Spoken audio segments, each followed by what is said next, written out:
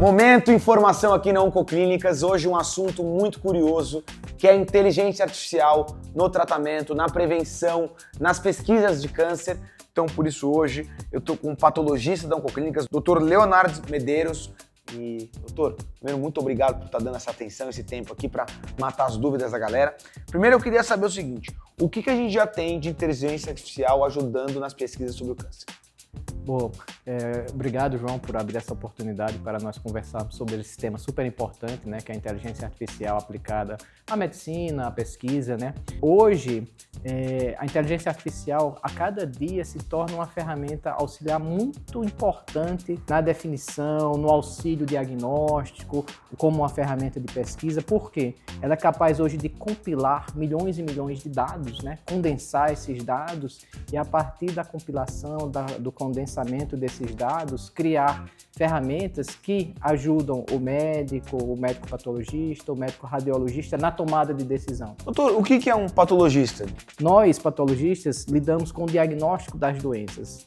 Muitas das vezes em tecidos, tá? Nós removemos um pequeno tecido, uma pequena parte de um órgão, da pele, e numa lâmina de microscópio, eu pego esse tecido, analiso esse tecido numa lâmina de microscópio, e nessa lâmina de microscópio eu sou capaz de dizer se esse tecido é uma doença benigna, é uma doença inflamatória, é uma doença maligna. Depois da descoberta, né, da inteligência artificial, né, de todas essas ferramentas que a gente tem hoje, diferentes, né, o que já evoluiu na pesquisa sobre o câncer? Nós fomos capazes de desenvolver ferramentas auxiliares. Por exemplo, ferramentas auxiliares para o diagnóstico de câncer de mama, câncer de próstata, ferramentas essas que hoje nós utilizamos aqui dentro da rotina da Oncoclínicas. Então, são algoritmos de inteligência artificial que fazem esse trabalho que eu falei para você agora. Tradicionalmente, o patologista olha a lâmina no microscópio para fazer esse diagnóstico. Hoje, existem esses algoritmos que leem essa lâmina como se fosse um ser humano, tá? E ela é capaz de colocar pontos nessa lâmina e dizer, aqui tem uma grande probabilidade de ter câncer, aqui é benigno, e isso cria sinais amarelos, sinais vermelhos nessa imagem que guia o olho do patologista nesse diagnóstico. E por outro lado, a inteligência artificial, eu acredito que tenha muito a função ali também de confundir as pessoas que estão em casa. Eu mesmo, às vezes, estou sentindo alguma coisa, dor de cabeça, estou com uma dor de cabeça no canto direito do meu olho, o que pode ser? Aí sai um monte de coisa, né, mais tranquila, né? Pode ser uma enxaqueca, quanto pode ser algo mais perigoso. Isso causa muita desinformação também, né? A amplitude de informação que a gente consegue ganhar da internet hoje é assombrosa, né? Mas no caso da medicina, a gente tem que ter esse cuidado.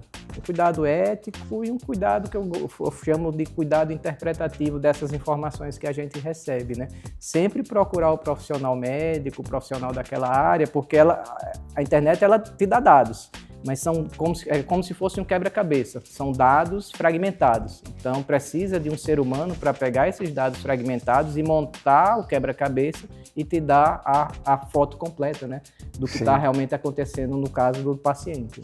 Doutor, dê um exemplo também de como a inteligência artificial pode auxiliar no tratamento agora. Um dos nossos parceiros de inteligência artificial, eles têm um algoritmo que consegue ler o prontuário do paciente, ou seja, onde estão todas as informações dos exames de imagem, dos exames de sangue, da biópsia, da patologia. Eles têm essa ferramenta hoje, ela consegue ler esse prontuário eletrônico, consegue ler os tratamentos que esse paciente já fez ou está fazendo e compila aquilo tudo e desenvolve uma estratégia terapêutica. Eu tenho uma doença A, eu posso tomar o remédio B ou fazer uma cirurgia C, tá? Então, essa ferramenta é capaz de compilar todos esses dados e dar um plano estratégico para o médico. Às vezes, até para o médico tem um tipo de avaliação, que é a avaliação correta, mas às vezes uma informaçãozinha a mais ali da inteligência, que ele vai receber da inteligência, né? Exatamente. Ela coloca, eu gosto de falar muito, sinais amarelos. Ó, dá uma olhada aqui, dá uma olhada aqui, e aí isso abre o campo de visão do médico, né? Em relação à previsão de tempo de cura, de possibilidade de cura, a inteligência artificial, ela também ajuda? Isso eu não tenho, eu não tenho um conhecimento nesse assunto, assim, para possibilidade de cura, né? O que a inteligência artificial é capaz de te falar hoje são fatores prognósticos preditivos, olhando o lado da patologia. O que são fatores prognósticos e preditivos? São aqueles fatores que falam se existe uma possibilidade boa de responder ao tratamento, tá? Ou se aquela doença é uma doença muito grave ou menos grave. Ela hoje, lendo uma lâmina, existem trabalhos que mostram isso. Ela consegue identificar características ali da doença, da neoplasia, e que vão te guiar, não necessariamente te guiar, mas ela consegue te dar sinais se essa doença vai responder bem ao tratamento ou se vai ser uma doença muito agressiva.